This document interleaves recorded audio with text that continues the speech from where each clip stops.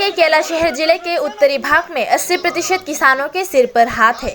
विभाग उदास, सड़क पर जाम और विरोध प्रदर्शन, आक्रोशित किसान। डीसीएम मानुष मुरा सिंह ने नाकाबंदी हटाकर वादों के साथ आश्वस्त किया। घटना के विवरण से पता चलता है कि किसान पिछले कुछ वर्षों से वंचित है।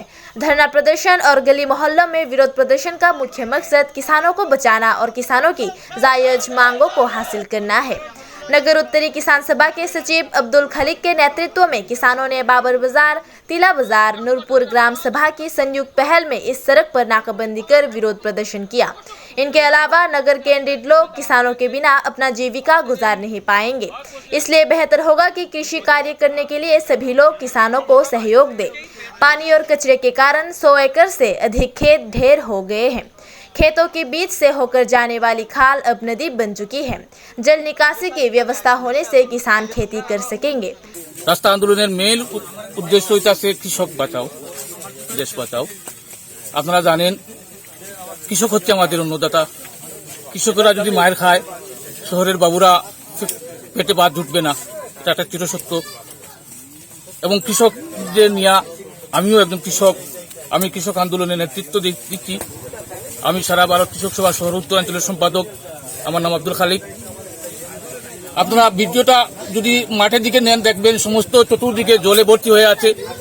এখানে আমার পূর্ববর্তী বক্তা বলেছেন যে এখানে ডলুছড়া এবং চলতাছড়া দুইটা মিলিত হয়ে ডলুছড়ায় পরিণত হয়ে টিলাবাজার পর্যন্ত গেছে। এই ছড়াটার চতুর্দিক থেকে এমনভাবে বেয়ায়া একটা জঙ্গল ভর্তি হয়ে আছে সমস্ত ছড়াটা। জল যাওয়ার মতো কোনো ব্যবস্থা নাই, জমিনে পরিণত হয়ে গেছে। কি এদিকে সামনে দিয়ে এখান থেকে আমরা যেখানে দাঁড়িয়ে আছি এখান থেকে 1 কিলোমিটার হবে না, আর একটু কম হবে। এখানে একটা টার্নিং আছে, পুরানা যুবরাজনগরের মসজিদ আছে।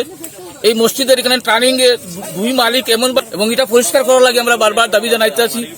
আজকে কৃষক একটু একজোড়ি বৃষ্টি হলেও এই সমস্ত জমি জলের নিচে। কেমন ক্ষয়ক্ষতি হয়েছে এই এলাকার মধ্যে? প্রচুর ক্ষতি হয়েছে, কয়েকশো একর জমি এখানে নষ্ট হয়ে গেছে। কি এরা দুইবার পর্যন্ত লাগাই আসছে, এখন তখন আর জমিনে যে আবার যে আলি রোপণ করবো সেই আলির ব্যবস্থা নাই।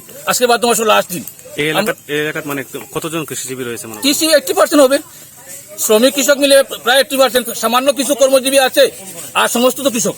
এখন আপনারা কি চাইতেছেন এলাকা? আমরা চাইতে আছি এই নালা সংস্কার করা হোক এবং কৃষকের দাবি ক্ষতিপূরণ দেওয়া হোক। পানির সঙ্গে এখানে এসেছি, এখানে পাড়া প্রতিবেশী ওনারা দাবি হলো ধরেন বৃষ্টি একটুটুকু বৃষ্টিতেই ওনারা নাল ক্ষেত আবার জায়গা জমিতে জল জমে গেছে।